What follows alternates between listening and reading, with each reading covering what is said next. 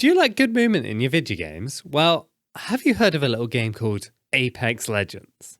I think most people would probably agree that Apex has some of the best movement in gaming right now.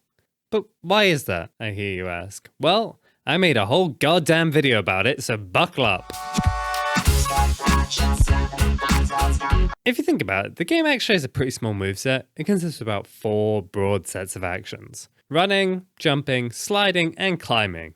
Although, of course, there are a bunch of variations like walking and crouch walking. And then there are also all the character abilities on top of that, but I'll leave them for another time. I think the big difference between Apex and other games is some really clever design work. The designers of this game really wanted to put a big emphasis on positioning, and they want you as the player to have the toolset to get to the places you think will be advantageous.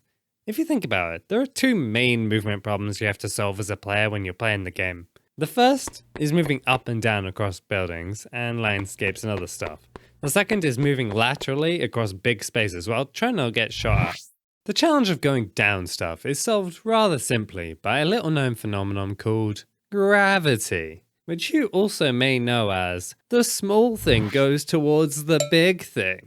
Unfortunately, getting up stuff is a harder problem to solve, which you may know because you probably have a weak and pathetic body in real life too. Apex solves this problem with 3 things: the jump, the mantle, and the wall climb. The jump gets you over most small obstacles and is super quick. Then when you're trying to get over medium stuff, you've got the mantle, which is a bit slower. And finally, for the higher stuff, you have the wall climb, which is much slower. What's interesting here is that the designers are asking players to be more thoughtful when considering the risks of using powerful climbing abilities. You need to make sure that people aren't shooting you in the back when you're trying to climb up that big tall wall.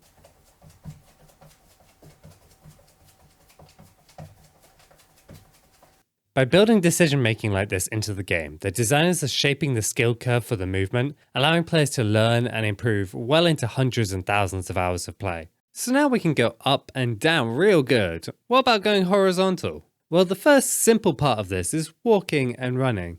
This is the most accessible part of the game to any player, and it's a great starting point. However, when you are being shot at, it does make you a bit of an easy target.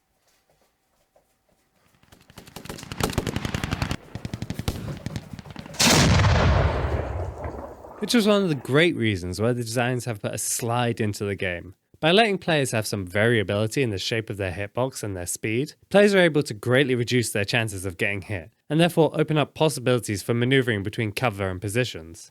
Of course, this is just the basics of the movement in Apex. There are also map elements like the zip lines, and some characters have movement abilities too. And then on top of that, there are the emergent moves like the wall bounce and the super glide. Let me know in the comments if you'd like to see a video about any of that, or any other games you'd like me to talk about next. Now, remember to subscribe or I'll burn your house down. See you later, losers.